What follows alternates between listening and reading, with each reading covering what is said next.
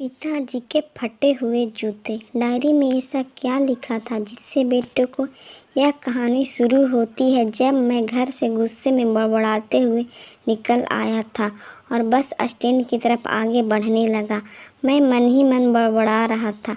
पता नहीं कितने पैसे छुपा कर रखा है, लेकिन मेरे लिए एक बाइक नहीं खरीद सकते। अब मैं यहाँ से चला जाऊँगा और जब तक मैं खुद के पैसों से बाइक नहीं खरीद लेता तब तक नहीं आऊँगा। इतना सोच ही रहा था, तभी मेरे पैर में कुछ चुभने का एहसास हुआ। नीचे देखा तो समझ आया कि जल्दबाजी में पापा के जूते पहन आया हूँ। उन जूतों में कील उभरी हुई थी जो मेरे पैर में बार बार घाव किए जा रही थी, लेकिन उस समय गुस्सा अधिक था तो बड़बड़ाते हुए आगे बढ़ा। कुछ देर बाद मुझे याद आया कि मैं पापा का पर्स भी साथ ले आया हूँ। मेरे खुराफाती दिमाग में एक ख्याल आया, क्यों न आज पापा का पर्स चेक किया जाए, जिसे आज तक उन्होंने किसी को हाथ तक नहीं लगाने दिया था। पता नहीं कौन सा खजाना छुपा है इस पर्स में जो किसी को हाथ नहीं लगाने देते थे। जब मैंने पापा का वह पुराना पर्स खोलकर देखा तो उसमें पैसे तो नहीं मिले, लेकिन मुझे पैसों की जगह पर एक डायरी रखी हुई मिली। तब मैंने सोचा, ओह, तो यह खजाना छुपा है। मैं समझ रहा था कि यहाँ पापा ने लिखा होगा कि किससे कितने पैसे लेने हैं और किसको कितने पैसे दिए हैं, लेकिन मैं गलत था। जब मैंने उस छोटी सी डायरी का पहला पेज खोलकर देखा तो वहाँ पर जो लिखा था वह सीरियस कर देने वाला था। डायरी में जो लिखा था उसे पढ़ने के बाद मेरे चेहरे पर जो एक्सप्रेशन थे वह गायब हो चुके थे, क्योंकि डायरी में वैसा कुछ नहीं था जैसा मैं सोच रहा था। वहाँ पर उन पैसों का हिसाब लिखा हुआ था जो अलग अलग कामों के लिए अलग अलग लोगों से उधार लिए गए थे।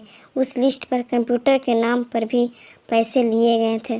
कुछ यूँ ही लिखा था, 50,000 बेटे के कंप्यूटर के लिए। यह वही कंप्यूटर था जिसे मैं आज तक यूज कर रहा था, लेकिन मुझे यह पता नहीं था कि उस कंप्यूटर को खरीदने के लिए पैसे कहाँ से आए थे। लेकिन आज पता चल रहा था। मुझे आज भी याद है जब मैंने पहली बार कैमरे के लिए जिद की थी, जो मेरे पापा ने मुझे 2 हफ्ते पहले मेरे बर्थडे पर दिया था, जिसे देखकर मैं बहुत खुश हुआ था। और मुझे खुश देखकर मुझसे कई ज़्यादा खुश अगर कोई था तो वह पापा थे।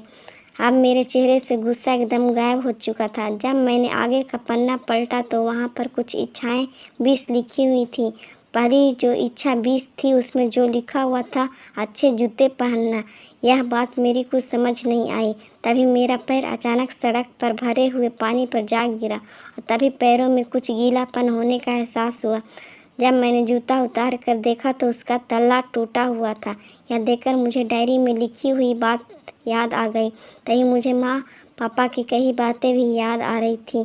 कैसे माँ जब कहा करती थी पापा से, अब तो जूते पुराने हो गए, नए ले लीजिए, तो पापा अक्सर यह कहकर टाल दिया करते थे, जूते अभी और चलेंगे, अभी कुछ दिन पहले ही तो लिए थे। मुझे ये आज समझ आ रहा था कि कितने दिन और चलेंगे। साथ ही साथ यह भी समझ आ रहा था कि पापा पर्स को क्यों छुपा कर रखते थे।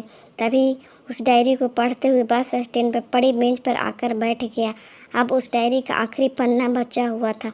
उस पन्ने को जब मैंने पलटकर देखा तो वहाँ कल की डेट लिखी हुई थी। तारीख के नीचे लिखा हुआ था कि 50,000 रुपये बेटे के बाइक के लिए। बस इतना पढ़ा और दिमाग सन रह गया। जब मेरे मन में कोई शिकवा गिला नहीं था, बस मेरी आंखों में आंसू चले आ रहे थे। अब मैं जल्दी से घर की तरफ भागा, लेकिन जूते की वह कील पैरों में अब तक घाव बनाने में कामयाब हो चुकी थी। मैंने जूते को रास्ते में ही निकाल कर फेंक दिया और भागते लड़खड़ाते हुए घर जा पहुंचा, लेकिन पापा घर पर नहीं थे। मैं समझ गया कि वह कहाँ थे। मैं सीधा पास वाली बाइक एजेंसी की तरफ भागा। पता नहीं आज कहाँ से इतनी ताकत आ गई थी कि भागते हुए थक नहीं रहा था, और वह भी बिना जूतों के। जैसे तैसे मैं बाइक एजेंसी पर पहुंचा। वहाँ पापा वहीं थे। मैंने पापा को दौड़कर गले लगा लिया और मेरे आंखों से आंसू रुकने का नाम ही नहीं ले रहे थे। पापा को कुछ समझ नहीं आ रहा था कि आखिर हो क्या रहा है और मैं रो क्यों रहा हूँ। मैंने पापा से कहा, पापा मुझे बाइक नहीं चाहिए, आप अपने लिए जूते ले लीजिए।